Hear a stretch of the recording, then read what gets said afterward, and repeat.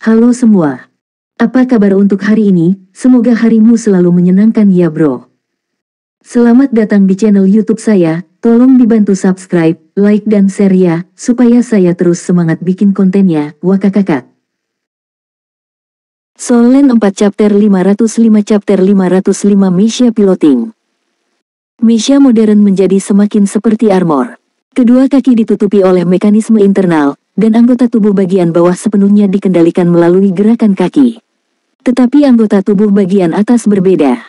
Karena mereka perlu mengoperasikan semua jenis senjata, mereka masih dikendalikan pada platform dengan gelombang otak.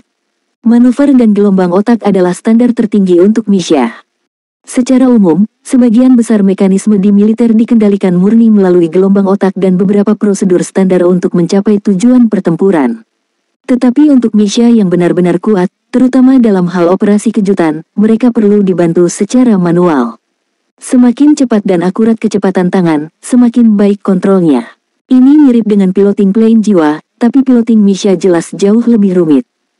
Ada banyak jenis Misha, tetapi mereka selalu dalam bentuk manusia karena ini memungkinkan mereka untuk mensimulasikan semua jenis metode pertempuran manusia.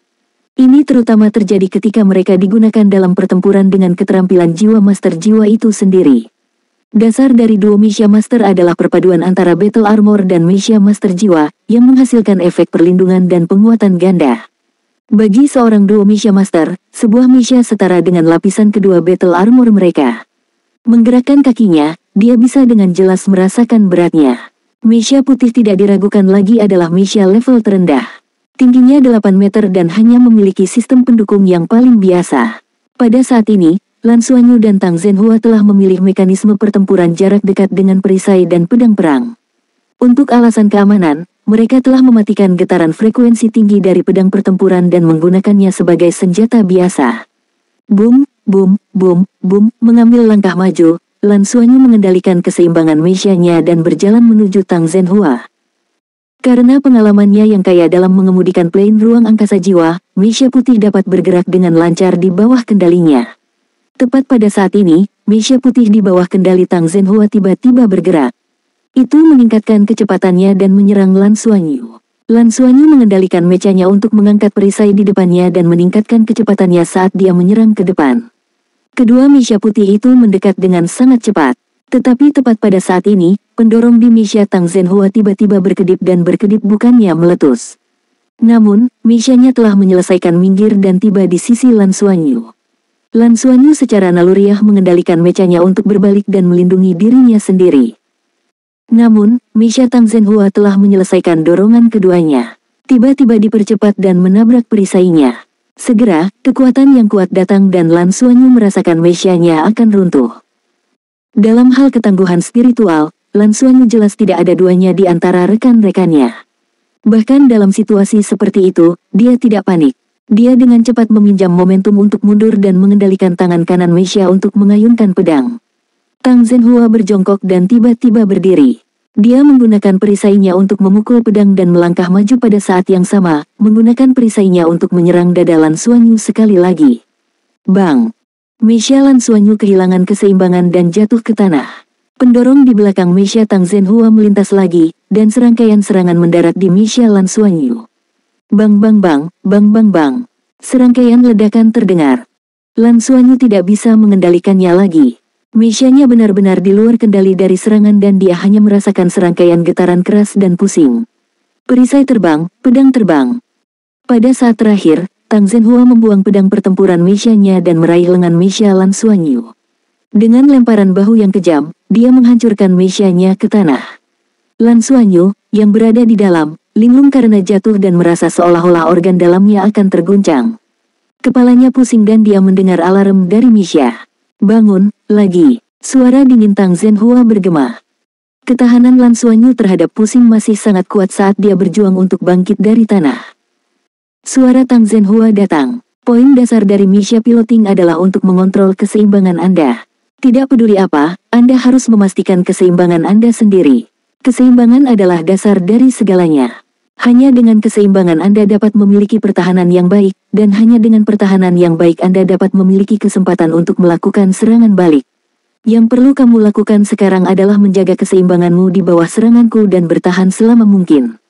Dengan mengatakan itu, Misha-nya maju sekali lagi. Dia tidak punya niat untuk menunjukkan belas kasihan kepada muridnya. Tang Zhenhua awalnya berpikir bahwa dia akan menderita dalam kompetisi tantangan lompat tahun, tetapi dia tidak berharap bocah ini benar-benar menang.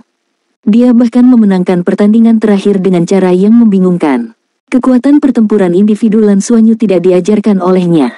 Dia terutama bertanggung jawab atas aspek komando luar angkasa. Uji coba plane ruang angkasa sebenarnya adalah dasar dari uji coba kapal perang ruang angkasa dan banyak taktik yang saling terkait. Piloting Misha adalah pelengkap dan juga merupakan aspek terpenting dari pertempuran individu. Dalam perang luar angkasa, penggunaan Misha tidak begitu jelas, tapi ini mengacu pada Misha biasa. Jika seorang komandan memiliki kekuatan tempur yang kuat, tidak hanya akan lebih mudah untuk bertahan hidup dalam perang antariksa, tetapi juga akan memiliki kemampuan untuk mengubah medan perang. Oleh karena itu, dia harus mempelajari duo Misha Mastery, terutama ketika Lan Xuanyu semakin menunjukkan bakatnya. Bagaimana mungkin Tang Zhenhua tidak bersikap tegas padanya?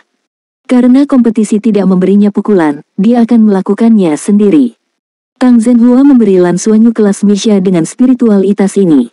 Juga, dia merasa bahwa memukuli muridnya sendiri seperti karung tinju tanpa ragu adalah perasaan yang cukup baik. Lan Xuanyu, yang sudah lama tidak muntah setelah kelas pilot plane ruang angkasa berakhir, muntah lagi hari ini. Ketika dia keluar dari Misha, dia sudah memar dan bengkak karena tabrakan. Dan ini berada di bawah perlindungan tubuh naga emasnya. Kita lanjutkan besok. Tang Zhenhua menepuk bahunya dan pergi. Saat ini, Lan Xuanyu hanya menantikan hari ketika dia bisa pergi ke planet peri. Uji coba Misha ini bukanlah sesuatu yang bisa dikuasai dalam semalam. Meskipun ia memiliki dasar untuk mengemudikan plane ruang angkasa, keduanya sangat berbeda. Kuncinya adalah tangannya tidak bisa mengikuti otaknya, dan tubuhnya tidak bisa mengikuti penilaiannya. Hanya aspek ini saja yang membutuhkan banyak waktu untuk berlatih. Suasana di antara tahun-tahun pertama sangat baik. Kemenangan kali ini sangat merangsang antusiasme semua orang untuk berkultivasi. Mereka telah mengalahkan seluruh pengadilan luar, jadi tentu saja mereka harus mempertahankan kehormatan ini. Oleh karena itu, semua orang berkultivasi dengan sekuat tenaga. Akhirnya, sudah waktunya untuk berangkat. Ketika Lan Xuanyu menerima berita bahwa mereka akan berangkat ke planet Elf keesokan harinya, dia meneteskan air mata. Perasaan dilecehkan setiap hari terlalu tidak menyenangkan. Meskipun selama proses ini, dia secara bertahap mulai merasa seperti dia lebih mengendalikan keseimbangannya dan Misha putih yang rumit, dia akhirnya mampu menahan serangan gurunya untuk sementara waktu lebih lama. Namun, hasilnya tidak akan berubah. Selanjutnya, serangan Tang Zhenhua menjadi lebih kuat, sampai-sampai dia tidak memiliki energi untuk berlatih menempa selama 10 hari terakhir. Dia merasa pusing setiap hari. Hanya dengan mengonsumsi buah vermilion di Danau Dewa Laut untuk diolah, dia bisa merasa sedikit terhibur. Dia terus-menerus merangsang garis keturunannya dan meningkatkan kecepatan di mana dia menyerap energi kehidupan. Hanya dalam setengah bulan, Lan Xuanyu sudah mendapatkan sedikit. Tidak hanya kekuatan jiwanya meningkat satu peringkat, tetapi pusaran garis keturunannya juga menjadi lebih padat. Ketika dia mencoba melakukan transformasi Dewa Naga, dia jelas bisa mempertahankannya lebih lama dari sebelumnya. Dini hari, Bas Jiwa sudah menunggu di depan blok pengajaran utama. Selain Qianlei, yang berada di pengasingan, semua tahun pertama naik bas. Soul Land 4 Chapter 506. Chapter 506 Narasi Wang Tianyui. Meskipun mereka mengatakan bahwa mereka akan menghadiri upacara, itu sebenarnya setara dengan perjalanan ruang angkasa, dan itu adalah perjalanan ke planet yang tidak terbuka untuk warga biasa. Ini terlalu indah untuk anak berusia 12 tahun seperti mereka. Tidak ada misi, tidak ada tes, tidak perlu belajar atau berkultivasi. Pergi ke planet yang dikatakan sangat indah itu seperti mimpi. Oleh karena itu, setelah naik bas, semua orang lupa tentang kelelahan yang ditimbulkan oleh pelatihan mereka dan sangat bersemangat. Lan Xuanyu dan Liu Feng duduk bersama dengan Dong Qianqiu dan Lan Mengqin. Yuanen Huihui dan Tang Yuge duduk bersama. Sejak mereka melalui pertempuran bersama, hubungan Tang Yuge dan Yuanen Huihui tidak lagi kaku seperti sebelumnya. Mereka kadang-kadang akan berbicara beberapa kata, tetapi mereka tidak dekat. Masih ada penghalang di antara mereka. Emosi Tang Yuge adalah yang paling rumit dalam hal menuju ke planet elf. Dia mungkin orang yang paling tidak menyukai planet ini di antara tahun-tahun pertama karena, dalam arti tertentu, orang-orang di sanalah yang menyebabkan dia kehilangan kebahagiaan keluarganya. Yuanen Hui pura-pura menatap Tang Yuge dengan santai. Awalnya, dia bahkan berpikir bahwa Tang Yuge mungkin tidak mengikuti kelas ke planet elf, tetapi dia tidak berharap bahwa dia benar-benar memutuskan untuk pergi. Ketika dia menceritakan berita ini kepada ayahnya, ayahnya tetap diam dan tidak mengatakan apa-apa, tetapi dia dapat mengatakan bahwa ayahnya merasa agak sedih. Apakah kamu benar-benar pergi? Yuanen Hui mau tidak mau bertanya. Tang Yuge menatapnya. Kenapa aku tidak bisa pergi? Aku tidak mengatakan bahwa kamu tidak bisa pergi. Hanya saja. Tang Yuge berkata, kalau begitu tidak ada yang perlu dibicarakan. Saya hanya ingin pergi ke sana dan melihat apa sebenarnya yang bisa membuat beberapa orang melupakan rumah mereka dan melupakan tanggung jawab mereka. Planet peri sangat indah, kata Yuanen Hui. Kepadatan energi kehidupan di sana tidak kalah dengan planet Douluo, tetapi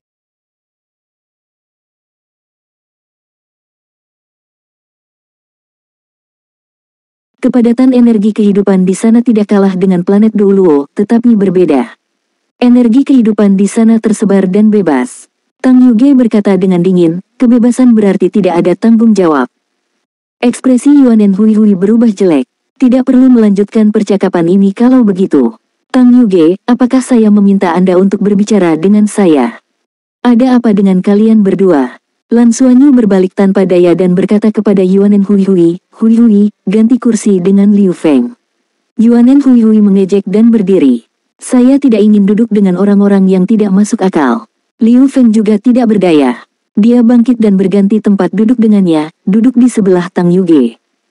Lan Xuanyu menghibur Yuanen Hui dengan suara rendah, tetapi Liu Feng melirik Tang Yuge dan tidak mengatakan apa-apa. Dia bukan orang yang banyak bicara dan tidak tahu harus berkata apa kepada Tang Yuge dalam keadaan seperti ini. Tang Yuge tiba-tiba menatapnya dan berkata, kamu pikir aku juga tidak masuk akal? Liu Feng menggelengkan kepalanya. Saya tidak tahu apa yang telah Anda alami dan saya tidak memiliki kualifikasi untuk menilai.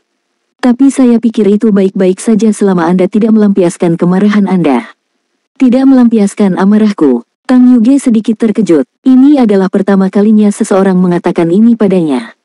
Liu Feng berkata, jadilah dirimu sendiri. Tang Yuge bertanya, apakah kamu mencoba yang terbaik untuk menjadi dirimu sendiri? Liu Feng mengangguk. Bakat saya mungkin yang terburuk di seluruh kelas, dan saya tidak memiliki banyak kemampuan. Saya hanya bisa tinggal di sini dengan berusaha lebih keras dan berjuang lebih keras daripada yang lain. Xuanyu yang membawa saya ke sini, dan yang ingin saya lakukan sekarang adalah bekerja keras dan tinggal bersama semua orang.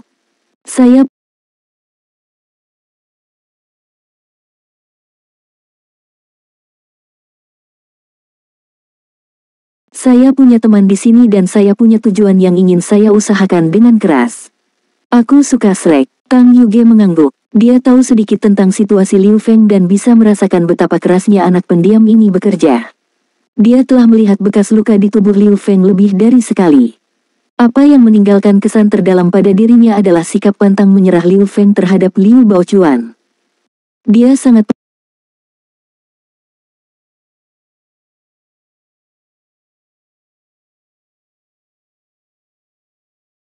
sangat pendiam dan biasanya tampak sedikit pendiam. Tapi dia sangat pekerja keras dan bekerja lebih keras daripada orang lain. Baru saja, ketika dia mengatakan bahwa dia menyukai Shrek, Tang Yuge dengan jelas melihat cahaya berkedip di matanya.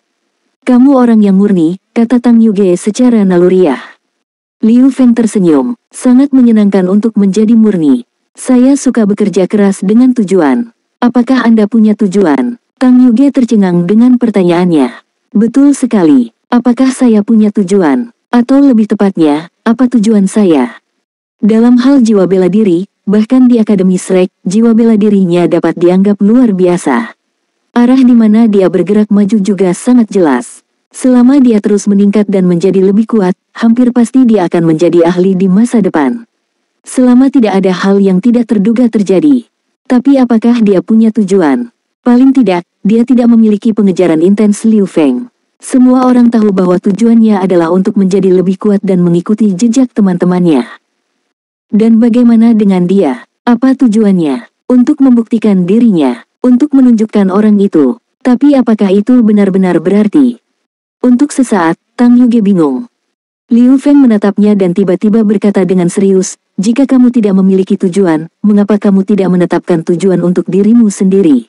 Tujuan apa? Tang Yuge bingung. Misalnya, menjadi dewa. Menjadi dewa, itu terlalu sulit. Tang Yuge tersenyum pahit. Justru karena saya tahu betapa sulitnya saya tidak menetapkan tujuan seperti itu untuk diri saya sendiri. Menjadi dewa bukan hanya tentang kekuatan, itu juga tergantung pada keberuntungan dan kesempatan. Liu Feng berkata dengan acuh tak acuh, peluang dan keberuntungan diserahkan kepada mereka yang siap. Jika tidak sulit, apakah masih layak untuk dibidik? Tang Yuge terdiam sesaat sebelum dia berkata, pikiranmu lebih jernih dariku. Saya akan mencoba. Mobil melaju keluar dari Akademi Shrek dan langsung menuju pusat luar angkasa kota Shrek. Mereka akan berangkat langsung dari sana dan terbang ke planet Elf.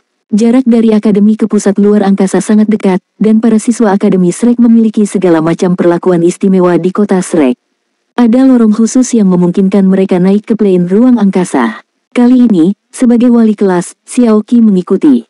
Tidak hanya itu, ketika mereka menaiki plane ruang angkasa, mereka segera menyadari bahwa mereka bukan satu-satunya di plane ruang angkasa eksklusif ini, ada lusinan orang lain bersama mereka. Dan di antara orang-orang ini, selain beberapa seragam kasual, sisanya adalah semua seragam sekolah merah yang mewakili pengadilan dalam. Pada saat yang sama, para senior pengadilan negeri ini tidak tampak terlalu tua dan terlihat sangat muda. Paling tidak, Lan Xuanyu merasa bahwa kebanyakan dari mereka terlihat lebih muda dari Zheng Longjiang. Hanya ada tahun-tahun pertama dari pengadilan luar, dan mereka jelas jauh lebih muda daripada senior pengadilan dalam. Jadi, yang menyambut mereka adalah senyum hangat para senior pengadilan negeri. Di depan, seorang pria parubaya yang bermartabat berdiri di sana dan berkata dengan acuh tak acuh, kami akan berangkat ke planet Elf dan kalian mewakili Shrek. Sebelum kita berangkat, ada beberapa hal yang perlu saya ingatkan kepada kalian. Suara pria parubaya itu tidak keras, tetapi sepertinya bergema di benak semua orang. Segera, semua orang menjadi tenang dan mata mereka terfokus padanya. Saya adalah wakil Master Paviliun Dewa Laut, Wang Tianyu. Saya bertanggung jawab memimpin tim kali ini. Murid-murid pengadilan dalam pada dasarnya semua sudah mengenal saya, jadi tolong ingat saya dengan baik, tahun-tahun pertama dari pengadilan luar. Kunjungan ke planet Elf ini adalah kesempatan bagi kalian semua di sini. Ini adalah kesempatan langka, dan akademi kami telah memperoleh tempat terbanyak untuk kesempatan ini. Jadi, kalian semua mewakili Akademi Shrek. Kami bukan satu-satunya yang pergi ke upacara, tetapi pemerintah federasi dan pihak lain juga. Kalian semua mungkin sudah tahu bahwa bagian terpenting dari upacara ini secara alami adalah kesengsaraan Dewa Binatang di Tian. Tidak ada yang tahu dari mana kesengsaraan surgawi ini berasal, tetapi ini terkait dengan apakah seseorang dapat menerobos untuk menjadi dewa. Meskipun kesengsaraan binatang jiwa berbeda dari terobosan manusia, ada berbagai cara untuk mencapai tujuan yang sama. Mampu menyaksikan pemandangan seperti itu adalah kesempatan yang sangat baik bagi Anda semua. Anda dapat sepenuhnya mengalami perubahan dalam hukum langit dan bumi. Jika Anda ingin menerobos ke peringkat dewa, pemahaman dan kontrol hukum sangat penting. Soul Land 4 Chapter 507.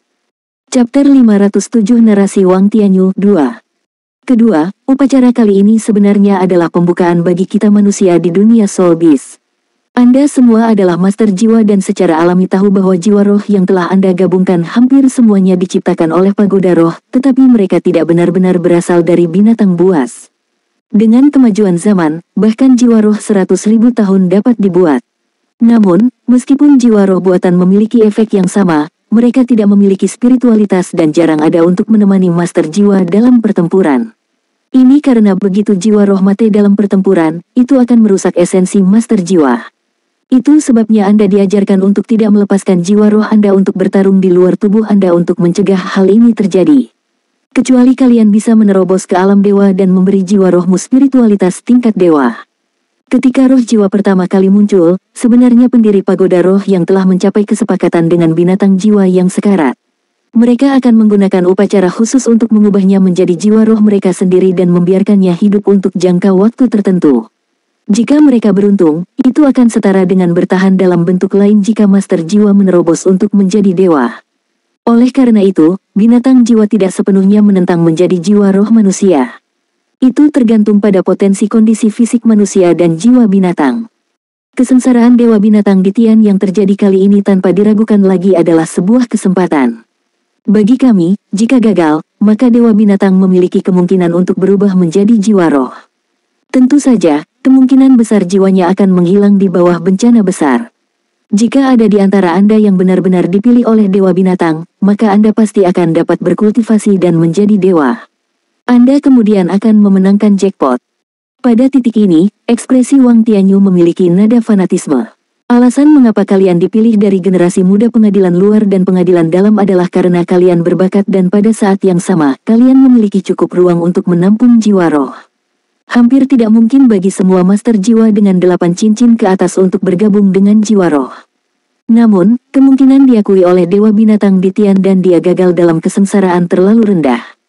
Namun perayaan ini sebenarnya memiliki arti lain, yaitu memilih beberapa soul beast yang tidak mau mati dan membiarkan mereka memilih manusia untuk secara sukarela berubah menjadi spirit soul mereka.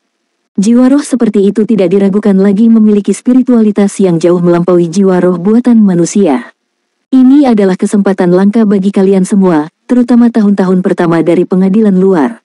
Ini juga merupakan hal terpenting bagi kalian semua selama perjalanan ke planet Elf kali ini. Saya harap kalian semua bisa mendapatkan sesuatu. Ini sangat penting untuk kultivasi Anda di masa depan. Tuan Pavilion, bolehkah saya mengajukan pertanyaan? Lan Xuanyu mengangkat tangannya. Wang Tianyu secara alami mengenalinya. Dia meliriknya dan berkata, silakan. Lan Xuanyu bertanya dengan rasa ingin tahu, baru saja, Anda mengatakan bahwa jika seseorang bisa mendapatkan persetujuan dari Dewa Binatang di Tian, ia pasti akan dapat berkultivasi dan menjadi dewa. Mengapa demikian? Dewa Binatang di Tian sendiri tidak bisa berkultivasi menjadi dewa. Wang Tianyu berkata, ini melibatkan banyak hal rumit, dan saya tidak begitu yakin tentang beberapa di antaranya. Tapi apa yang bisa saya katakan kepada Anda adalah bahwa alasan mengapa saya mengatakan ini adalah karena kekuatan Beast God di Tian. Jika itu menurut standar kita manusia, dia seharusnya sudah berkultivasi ke peringkat dewa sejak lama. Namun, kultivasinya secara tidak terlihat ditekan oleh hukum, jadi dia tidak dapat menembus batasan itu. Setelah mengalami 8 bencana besar, dia mampu bertahan sampai sekarang, dan dia telah lama marah 1000 kali. Perlu kalian semua ketahui bahwa seiring dengan evolusi Mother Planet, kita sebagai Soul Master sudah bisa menembus dari limit rank kita sebelumnya yaitu 99 ke rank tertinggi 120. Tapi nyatanya hampir tidak ada yang bisa mencapai rank 120. Dan di atas, jika seseorang melampaui peringkat 100, dia adalah peringkat dewa dan juga dikenal sebagai dewa peringkat ketiga. Tetapi jika seseorang melampaui peringkat 110, dia hanya dewa peringkat kedua. Di atas peringkat 120, itu adalah promosi ke dewa peringkat pertama. Menurut penilaian kami, jika Beast God berhasil, dia mungkin akan menembus peringkat 110 ke atas, atau bahkan 120. Terima kasih, Tuan Pavilion. Setelah mendengar kata-katanya, mata semua siswa yang hadir, termasuk dari pengadilan dalam, berubah menjadi serius. Meskipun peluangnya tipis, itu masih lebih baik daripada tidak memiliki peluang. Tahun-tahun pertama akhirnya menyadari betapa besar kesempatan untuk menghadiri upacara tersebut. Semua orang memandang Lan Xuanyu dengan lebih kagum. Awalnya, itu sudah cukup baik untuk seluruh tahun pertama memiliki kesempatan, tetapi di bawah bimbingan pemimpin kelas ini, semua orang memiliki kesempatan untuk pergi ke planet Elf untuk berpartisipasi dalam upacara. Dewa Binatang di Tian menjadi jiwa roh mereka hanyalah mimpi, tetapi bahkan tanpa Dewa Binatang, mereka masih memiliki kesempatan untuk memiliki jiwa roh lainnya. Jika mereka dipilih oleh binatang jiwa yang kuat, itu pasti akan bermanfaat bagi kultivasi mereka. Jiwa roh yang berasal dari binatang jiwa nyata pasti bisa bertarung bersama mereka. Lan Xuanyu duduk kembali. Dia sebenarnya tidak tahu banyak tentang jiwa roh karena cincin jiwanya tidak pernah berasal dari jiwa roh manapun. Satu-satunya yang menyerupai jiwa roh adalah keras sutra emas yang dia bawa keluar dari dunia jiwa. Setelah menyatu dengan tulang jiwa macan tutul bermata emas, tampaknya telah mengalami mutasi. Hanya saja keras sutra emas telah tidur di tubuhnya dan Lan Xuanyu telah dengan hati-hati merasakan kondisinya sebelumnya. Sejak keras sutra emas meninggalkan dunia Doluo, tampaknya telah mengalami perubahan. Awalnya tampak sangat cerdas, tetapi seiring berjalannya waktu, spiritualitasnya berangsur-angsur menghilang. bahkan menjadi tidak aktif di tubuhnya dan berubah menjadi tubuh energi. Akibatnya, Lan Xuanyu jarang menggunakan kemampuannya. Dia sebelumnya menggunakan kemampuan tatapan mata emas, tetapi setelah menggunakannya, dia menyadari bahwa spiritualitas dan aura keras sutra emas akan melemah juga. Itu bukan sesuatu yang bisa diisi ulang dengan energi kehidupan. Sederhananya, keras sutra emas yang dia bawa keluar seperti dakwit tanpa akar, sepertinya itu hanya bisa dikonsumsi tetapi tidak bisa diisi ulang. Dia sudah mencoba menggunakan kekuatan garis keturunan, kekuatan jiwa, kekuatan spiritual, dan vitalitasnya, tetapi dia tidak bisa berbuat apa-apa. Lan Xuanyu bahkan merasa bahwa jika ini terus berlanjut, itu akan benar-benar hilang setelah beberapa tahun. Mungkin inilah alasan mengapa itu dibawa keluar dari dunia jiwa. Dia bahkan lebih tidak yakin dengan apa yang sebenarnya terjadi di dunia jiwa. Jiwa roh. Bisakah saya memiliki jiwa roh yang benar-benar milik saya? Lan Xuanyu juga tidak tahu, tapi dia sepertinya menantikannya. Setelah Qianlei menyatu dengan Fatih Jin, kekuatan tempurnya meningkat pesat. Dia awalnya adalah summoner yang sederhana dan tidak dapat diandalkan, tetapi dia sekarang hampir menjadi master jiwa tipe serangan tipe kekuatan. Setelah kebangkitan garis keturunan Golden Behemoth Fatih Jin, dia tidak tahu seberapa besar perubahannya. Lalu, bisakah dia menemukan jiwa roh yang cocok? Dia sebenarnya tidak membutuhkan mereka untuk meningkatkan cincin jiwanya, jadi apa yang akan terjadi jika dia menyatu dengan jiwa roh? Setelah Wang Tianyu memberikan pengenalan sederhana tentang situasinya, dia memberi perintah untuk lepas landas. Plane ruang angkasa lepas landas dengan lancar dan perlahan terbang keluar angkasa di tengah getaran.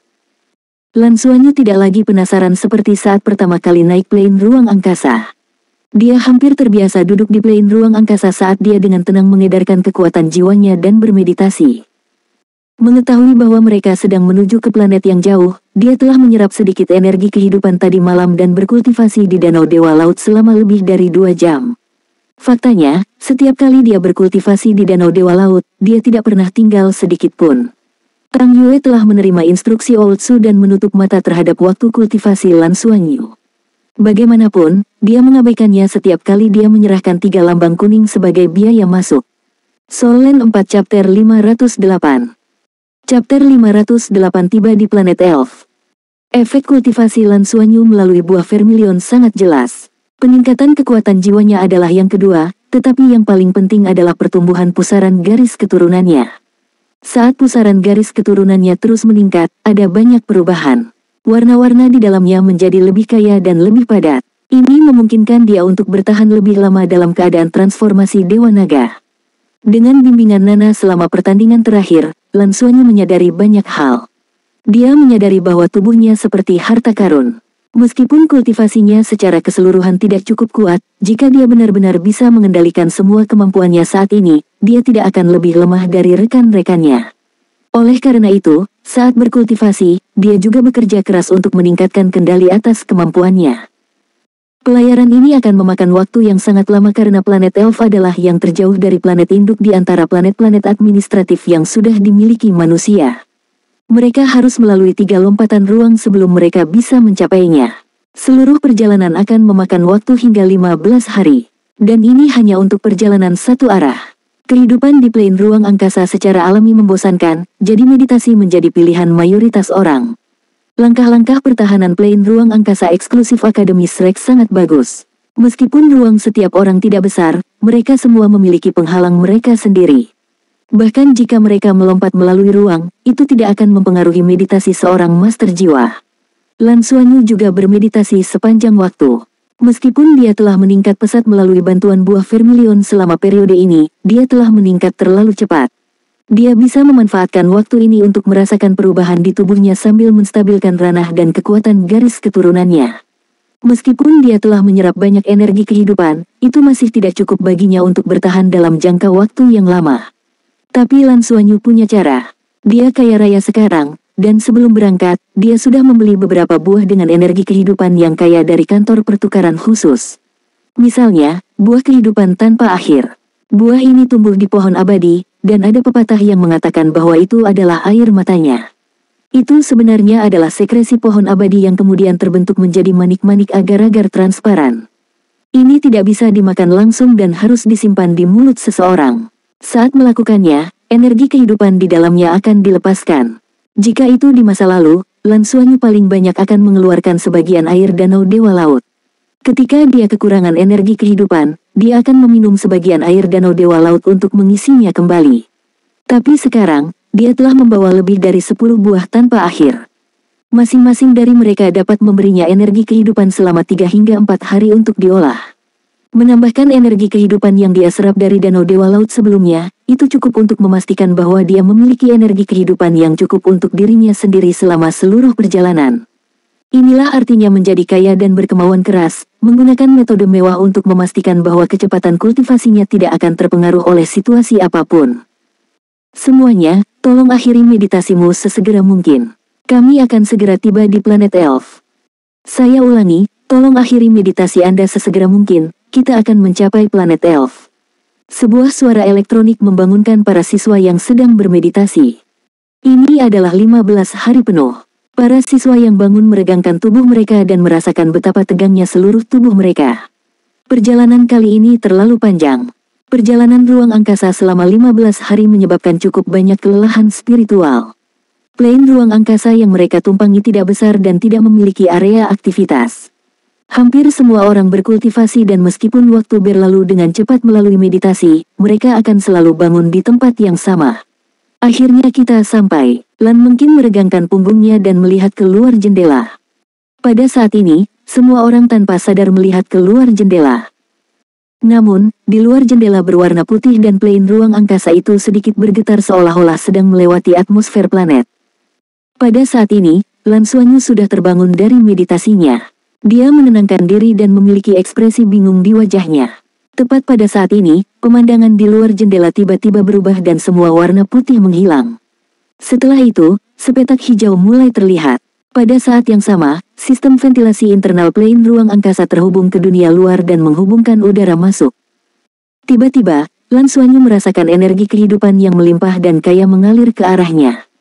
Dia masih memiliki buah di mulutnya, tetapi ketika dia tiba-tiba merasakan energi kehidupan yang begitu kaya, semua pori-porinya terbuka dan dia dengan rakus menyerap energi kehidupan yang kaya ini. Itu tidak lebih lemah dari energi kehidupan dari planet ibu. Apa perasaan yang nyaman? Lan Xuanyu tampaknya bisa merasakan aura kehidupan yang tak terhitung jumlahnya berputar di sekelilingnya, membentuk lapisan lingkaran cahaya hijau dan berkilau. Pusaran garis keturunannya juga terstimulasi dan mulai berputar lebih cepat. Dia melihat keluar jendela dan melihat tanaman yang sebagian besar berwarna hijau. Itu benar, bahkan dari atas langit, yang dia lihat hanyalah hijau.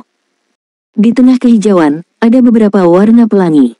Awannya berkabut dan awan putih bersih melayang di langit dengan warna hijau sebagai dasarnya. Ini terlalu indah. Permukaan hijau planet ibu sudah sangat besar, tetapi planet di depan mereka jelas hanya hijau. Itu benar, selain hijau, hampir tidak ada warna lain. Mereka bahkan tidak bisa melihat lautan. Ini benar-benar sebuah planet dengan energi kehidupan yang sangat padat. Lan Xuanyu menoleh ke Yuanen Hui dan bertanya, Hui, di mana sumber air planetmu? Yuanen Hui tersenyum. Mereka semua di bawah pohon. Sebenarnya ada sungai dan danau, tapi semuanya air tawar. Ada terlalu banyak pohon dan mereka semua di bawah pohon. Sebenarnya ada sungai dan danau, tapi semuanya air tawar. Ada terlalu banyak pohon dan semuanya tertutup. Segera, Lan Xuanyu dan yang lainnya memahami konsep memiliki terlalu banyak pohon.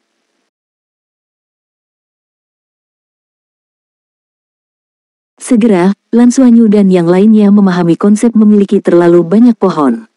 Saat plane ruang angkasa secara bertahap mendekati permukaan planet, mereka mulai melihat banyak pohon yang menjulang tinggi.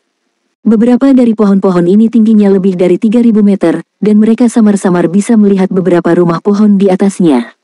Ada cukup banyak pohon yang tingginya lebih dari 1.000 meter, dan ada juga banyak yang tingginya ratusan meter.